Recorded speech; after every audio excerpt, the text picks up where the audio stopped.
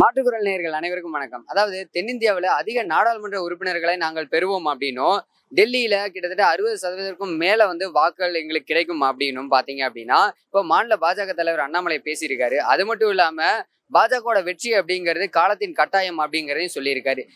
இவரோட கருத்தை பத்தி மக்கள் என்ன நினைக்கிறாங்க அப்படிங்கிறத நம்ம மக்கள்கிட்ட கேட்டு தெரிஞ்சுக்கலாம் வாங்க.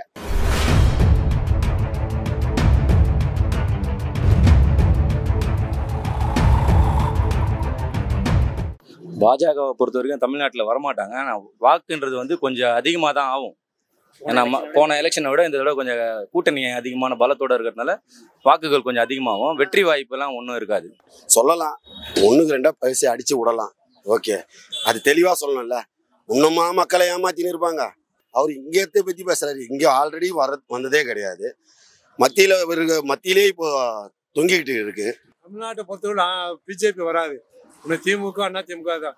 அந்த அப்போ இருந்து இப்போ இருந்து இனி வரை அதே மாதிரி கேரளாவில் அப்படி கம்யூனிஸ்ட்டு காங்கிரஸ் தான் வரும். ஆனால் 100க்கு 100 திமுக அண்ணா திமுக தான் தமிழ்நாட்டில் வரும். பிஜேபி வர்றது ரொம்ப கஷ்டம், வரவே வராது.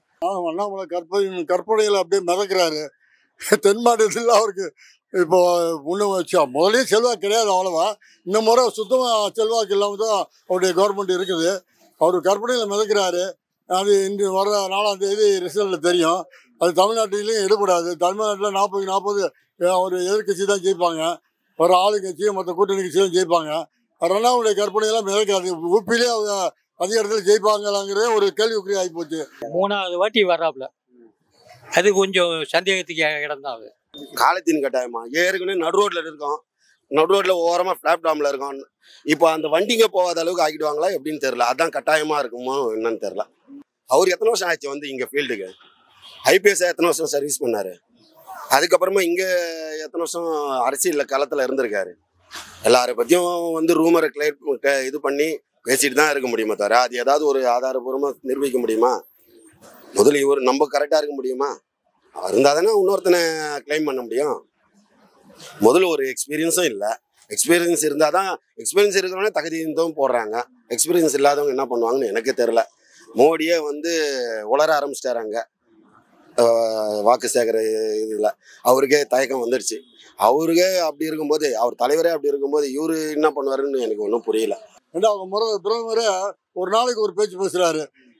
முஸ்லீமை பற்றி இல்லை பேசுறது, அப்புறம் அவங்கள பற்றி அப்படி பேசலைங்கிறது, நான் கடவுளின் அவதாரங்கிறது கொல்லற்படியாக இருக்கார். அவர்னால இந்த இந்தியாவுடைய தலையெழுத்தை மாற்றப்படும். தமிழ்நாட்டில் அதுக்கு சரியான முத்திரை குத்தியாச்சு. அதுக்கு அதோடைய எதிர்பார்ப்பு 4ஆம் தேதி எல்லாத்துக்கும் தெரியும். தமிழ்நாட்டிலேருந்து ஆரம்பிக்குது மோடியுடைய எதிர்ப்பில். அது தமிழ்நாடு மக்களை பற்றி அப்புறம் தெரிஞ்சுக்கிடுவாங்க. தென் மாநிலத்திற்கு ஹெட் ஆஃபீஸு தமிழ்நாடுடைய மு.க. ஸ்டாலின் தலைமையிலான கவர்மெண்ட்டுங்கிறது தெரியும். சொன்னது செய்துட்டாரா? 2016 15 லட்சம் ரூபா ஏழைகளுக்கு கொடுக்குறீங்கன்னாரு. கருப்பு பணத்தை வெள்ளை பணமாக்கி இன்னைக்கு அவர் பிஜேபி ஆட்சியில் தான் பெரிய கோடீஸ்வரனுக்கு உடந்தையா இருக்கிறாப்புல. இங்கே சில ஏழைகளாம் தத்தடிக்கிறாங்க. போன ஒரு 6 மாதம் பிறகு 60 ரூபா அரிசி இன்னைக்கு 75 ரூபாய்க்கு. நாளைக்கு மோடி ஆட்சி வந்தால் 100 ரூபா தான் விற்கலாம். அதே மாதிரி நடக்கிறவங்க கூட கூலி போட்டால் போடலாம், நடக்கிறது கூட ஃபைன் போட்டாலும் போடலாம், நடக்கிறது வரி போட்டாலும் போடலாம். அந்த அளவுக்கு வந்துடும். பிஜேபி தமிழ்நாட்டு பிஜேபி வராதுப்பா. அப்படிங்கிறது பாத்தீங்கன்னா போன டைமே அதிமுகவோட இணைஞ்சதுனாலதான் அவங்களுக்கு ஒரு சில இடங்கள்ல எம்எல்ஏ சீட்டே கிடைச்சிருக்கு அப்படிங்கிற ஒரு கருத்தெல்லாம் இருக்குது. இந்த டைம் அதிமுக கூட்டணியினர் இல்ல, வெற்றின்னு ஒன்றும் இருக்காதுங்க. அதிமுக கூட்டணி இல்லை. இதுக்கப்புறம் அதிமுகனே ஒன்று இருக்காது. ஏன்னா அந்த இப்போ இருக்க சுச்சுவேஷனில் திரும்பவும் பிஜேபி வந்துச்சுன்னா அதிமுகன்ற ஒரு கட்சியே இருக்காது முதல்ல. ஆனா அவங்க 2 கட்சியுமே ஒண்ணுக்குள்ள ஒன்னா இருந்தவங்க தானே. ஒன்றா இருந்தாங்க. நீங்கள் அவர் சொன்னது மாதிரி தான், காலத்தின் கட்டாயம். 2 பேரும் தனித்தனியாக நின்னாங்க. எதிர் திசையில் நிற்கும் போது இந்த கட்சியை எப்படி உடைக்கணும்னு மட்டும்தான் இப்போ பிஜேபி பார்க்குறாங்க. இப்போ தமிழ்நாட்டில் கால் நிற்கணும்னா, நிலச்சி நிற்கணும்னா ஒரு கட்சி அழிச்சாதான் இன்னொரு கட்சி வாழ முடியுன்ற சூழ்நிலையில் இருக்காங்க. அதுபோல் அதிமுகன்ற ஒரு கட்சி இல்லாத அளவுக்கு ஆகிடும் திரும்பவும் பாஜக ஆட்சிக்கு வந்தா. பிஜேபி விரும்புகிற ஏன்னு கேட்டால் நல்லா தெரிஞ்சுக்கிச்சு ஜனங்களை. இப்போ திமுக அண்ணா திமுக, அண்ணா திமுக திமுக, இப்போ கம்யூனிஸ்ட் ஆந்திராவில் கேரளாவில் எடுத்துக்கிட்டா கம்யூனிஸ்ட்டு காங்கிரஸ், கம்யூனிஸ்ட், மீதி பேர் வர முடியாது. பார்த்தீங்கன்னா எப்படி இருக்கு. அதே போல் தமிழ்நாட்டிலே அண்ணா திமுக இருக்கிற வரையும் திமுக அண்ணா திமுக அவங்க 2 பேர் கட்சி இருக்க வரையும் எந்த கட்சியும் வர முடியாது. அதுக்கு பிறகு வேணா வரலாம். மாற்றம் வராதுப்பா. பிஜேபிக்கு வராது, நல்லது நடக்காது. இதோட மோசமாக நடக்கும்.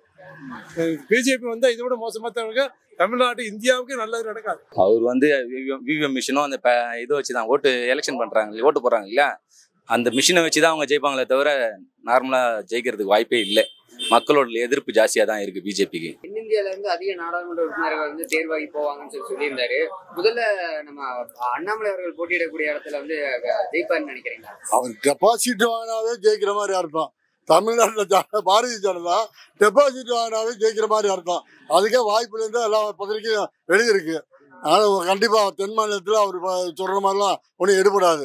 மிஞ்சி போனால் தென் மாநிலத்தில் ஒரு 10 சீட்டு கிடைக்கும். 5 மாநிலத்தில் 10 சீட்லேருந்து 5-15 சீட்டுக்குள்ளே கிடைக்கும் தென் மாநிலத்தை பொறுத்த வரைக்கும் பாரதிய ஜனதாவுக்கு.